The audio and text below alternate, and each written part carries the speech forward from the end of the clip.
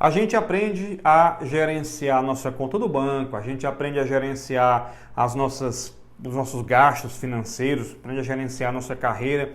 Mas será que a gente tem tirado tempo para aprender a gerenciar a nossa vida emocional? Isso é muito importante. O tempo inteiro a gente está sendo provocado por uma enxurrada de coisas, de ações que tendem de alguma maneira a mexer com o nosso emocional. E aquela pessoa que não consegue gerenciar isso bem tende a cair nas armadilhas do dia a dia, perder o controle de muitas coisas ao seu redor, tá? E é claro que a gente sabe que você não consegue controlar tudo o que acontece ao seu redor, mas eu tenho a obrigação de controlar aquilo que se passa comigo mesmo. Eu tenho a obrigação de controlar aquilo que existe no meu meio, tá certo? No sentido de que as coisas que eu que sou responsável por elas tendo a controlar, como por exemplo os relacionamentos com as pessoas, a criação dos nossos filhos, nós temos a capacidade plena de aprender a gerenciar, né, de fazer uma autogestão dessas coisas do nosso dia a dia. E muitas vezes perder o controle acaba sendo normal, acaba sendo uma coisa corriqueira para muita gente,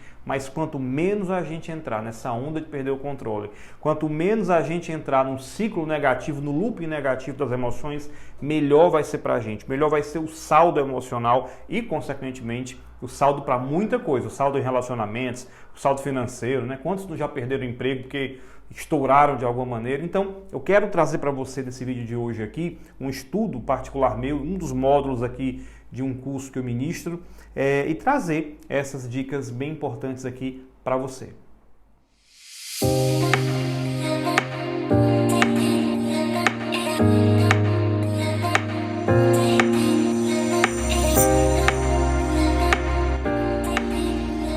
A primeira delas é: seja honesto com os seus sentimentos, expresse-se abertamente.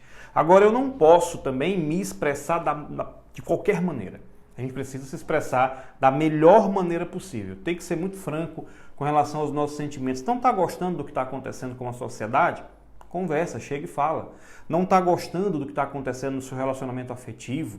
Chega e fala, expresse os seus sentimentos. Mas quando a gente se dá ao trabalho de expressar os sentimentos da gente, a gente também precisa estar pronto para uma outra coisa, que é ouvir.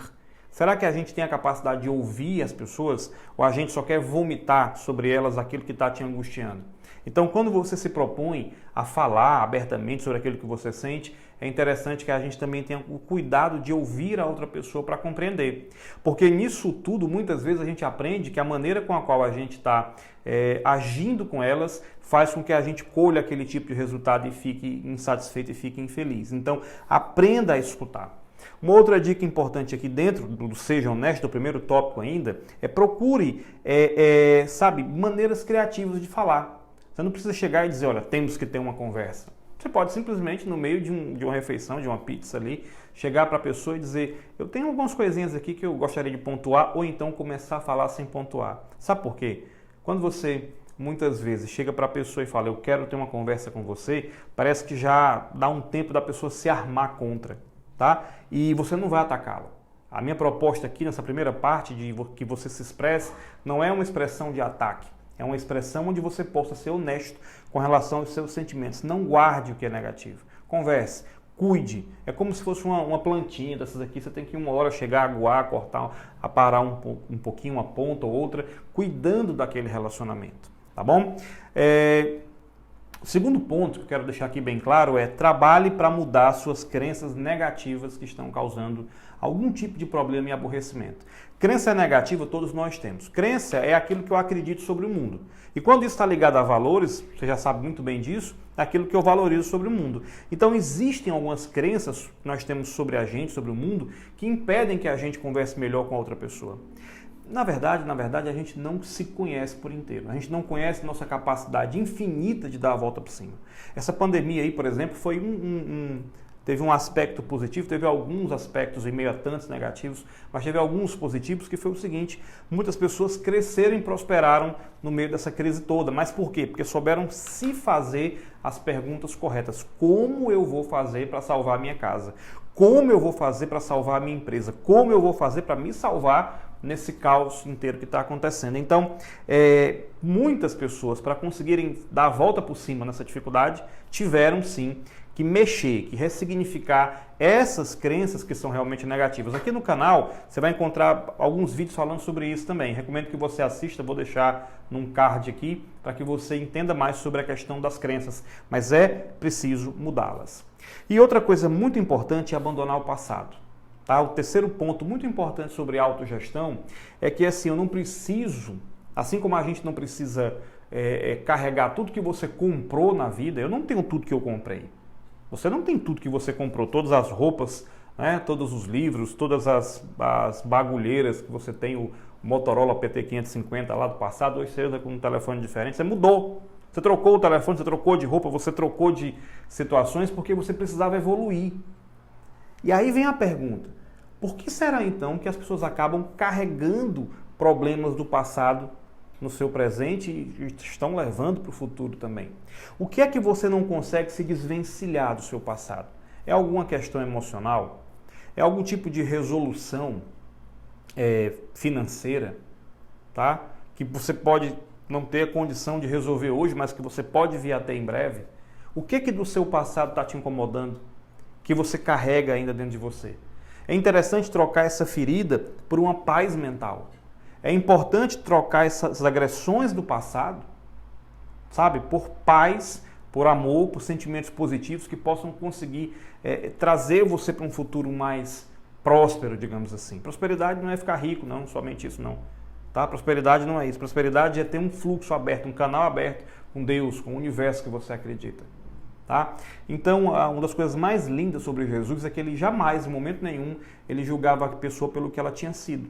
Senão ele não tinha escolhido aquele monte de gente completamente ainda incapacitada para segui-lo. Ele foi capacitando ao longo do tempo. Agora, Pedro teve que deixar o barco para trás. Mateus teve que deixar as cobranças, a planilha que talvez ele tivesse ali para cobrar, né, os impostos para trás também. E os outros, em geral. Então, esse chamado ao crescimento, esse novo da tua vida, seja um novo de Deus, seja um novo no seu ambiente psicológico, no seu ambiente de trabalho, ele precisa existir, tá? Mas entendendo que eu preciso, para abraçar aquele novo, deixar o antigo para trás. O que passou não nos importa.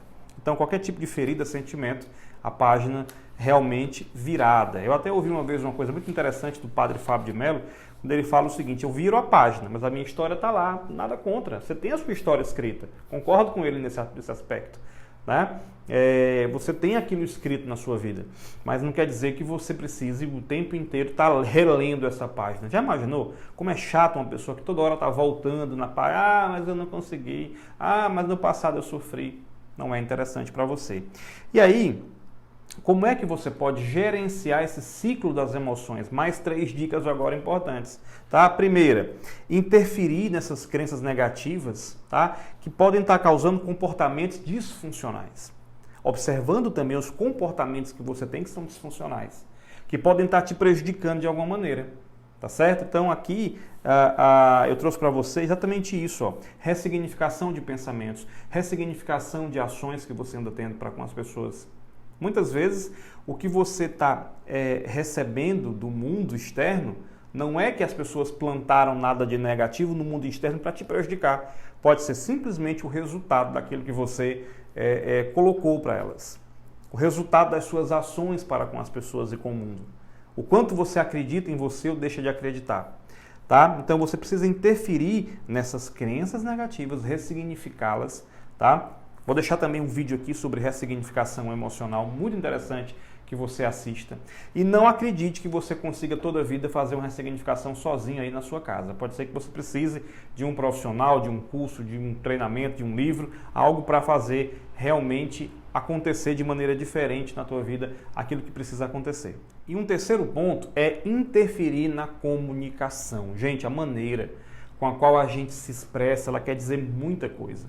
A palavra, a comunicação verbal, ela é super, mega, ultra importante. Às vezes a maneira com a qual você olha para uma pessoa já diz muita coisa para ela sobre o que você está pensando dela. Já parou para pensar nisso?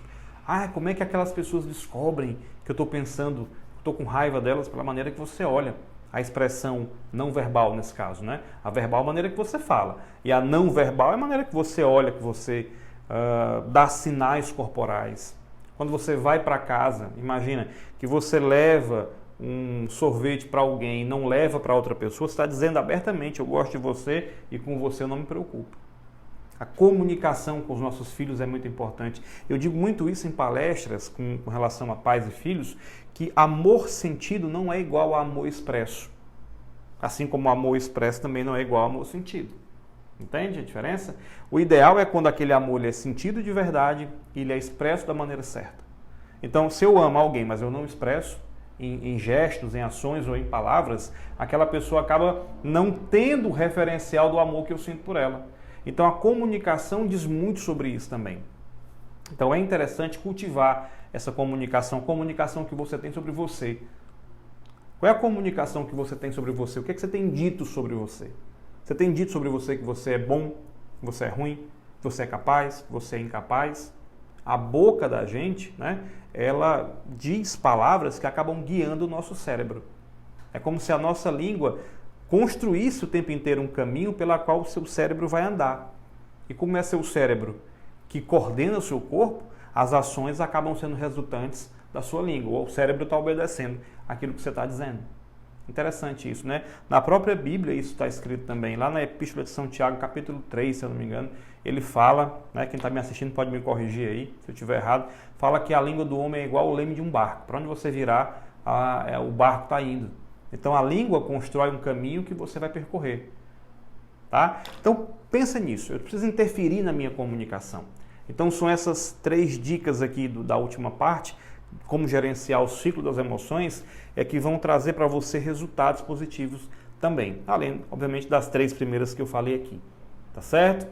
Quero deixar um grande abraço para todos que estão acompanhando o canal, que estão deixando algum tipo de mensagem, dúvidas, perguntas. Tá? Esse canal aqui é feito é feito para vocês, é feito com vocês, ou seja, com as dicas que as pessoas colocam aqui para mim e perguntas que me fazem. Então deixa aqui nos teus comentários para que eu possa estar sempre produzindo algo que possa vir a te ajudar.